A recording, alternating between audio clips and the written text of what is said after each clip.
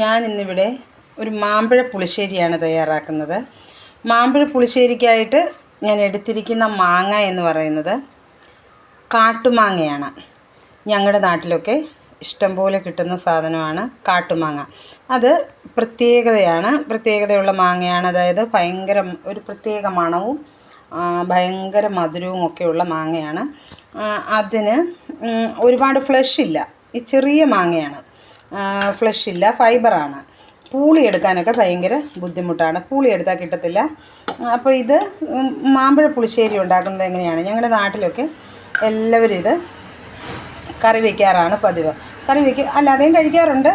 അപ്പോൾ എങ്ങനെയാണ് ഞങ്ങളുടെ നാട്ടിൽ ഇത് കറി വയ്ക്കുന്നതെന്ന് നോക്കാം. മാമ്പഴ പുളിശ്ശേരി.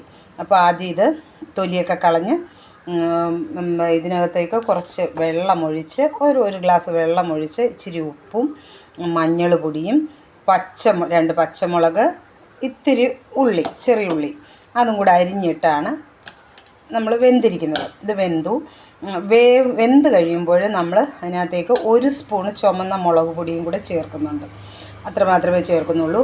അത് കഴിഞ്ഞിട്ട് ഇപ്പോൾ വെന്തിരിക്കുകയാണ്. ഇനി ഇതിലേക്ക് നമ്മൾ ചേർക്കുന്നത് തേങ്ങ അരച്ച കൂട്ടാണ്. അതായത് തേങ്ങയും, ഒരു മുറി തേങ്ങ, ഒരു 3-4 അല്ലി വെളുത്തുള്ളി, ജീരകം, ഒരു പിഞ്ച് ജീരകം, ഇത്രയും കൂടെ നമ്മൾ ഇത് നന്നായിട്ട് അരച്ചെടുത്തിരിക്കുകയാണ്. സ്റ്റൗ ഓഫ് ചെയ്തിട്ട് നമ്മൾ ഈ അരപ്പ് ഇതിലേക്കങ്ങ് ഒഴിച്ചു കൊടുക്കുകയാണ് ചെയ്യുന്നത്. എന്നിട്ടൊന്ന് ഇളക്കുന്നു. ഇങ്ങനെ ഇളക്കിയിട്ട്, തേങ്ങ അരച്ച അരപ്പായതുകൊണ്ട് നമുക്ക് ഒരുപാട് തിളയ്ക്കൊന്നും വേണ്ട, ആ ചൂട് മാത്രം മതി. എന്നിട്ട് നമ്മളിതിലേക്ക് ഇനി ചേർക്കുന്നത് മോരാണ്. മാമ്പഴ പുളിശ്ശേരി ഇങ്ങനെ കൂട്ടുന്നവരും ഉണ്ട്, ഇങ്ങനെ തേങ്ങ അരച്ച് കറി വെച്ച് കൂട്ടുന്നവരും ഉണ്ട്.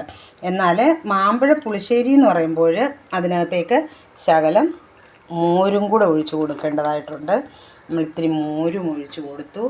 എന്നിട്ട് നമ്മളിടുന്നത് ഇങ്ങനെ ഒന്ന് ഇളക്കിയിട്ട് ഉലുവാപ്പൊടി ചേർക്കുന്നു. അതുകൂടെ ചേർത്തിട്ട് ഇനി നമുക്ക് കടുക് താളിച്ചൊഴിക്കാൻ മാത്രമേ ഉള്ളൂ പണി. ഇത്രയുമേ ഉള്ളൂ ജോലി.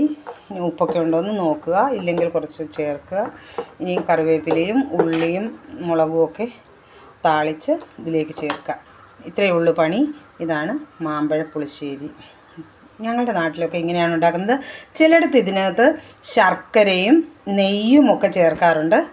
ഞങ്ങൾ അങ്ങനെയൊന്നും ചേർക്കാറില്ല. അങ്ങനെ നാട്ടിൽ അങ്ങനെയൊക്കെ ചേർക്കുന്നവരും ഉണ്ട്. എന്നാൽ ഞാനതൊന്നും ചേർത്തല്ല ഉണ്ടാക്കുന്നത്. ഇങ്ങനെയാണ്. ഇത് നല്ല കറിയാണ്. ഇങ്ങനെ നിങ്ങളുടെ നാട്ടിൽ ഈ മാങ്ങയുണ്ടോ? ഇതിനെന്തു പറയും? കാട്ടുമാങ്ങയെന്നാണോ നാട്ടുമാങ്ങയെന്നാണോ എന്നൊക്കെ ഒന്ന് കമൻറ്റ് ബോക്സിൽ കുറിക്കേണ്ടതാണ്. അപ്പോൾ കടുക് താളിച്ചിട്ടിട്ടുള്ള മാമ്പഴ പുളിശ്ശേരിയാണിത്.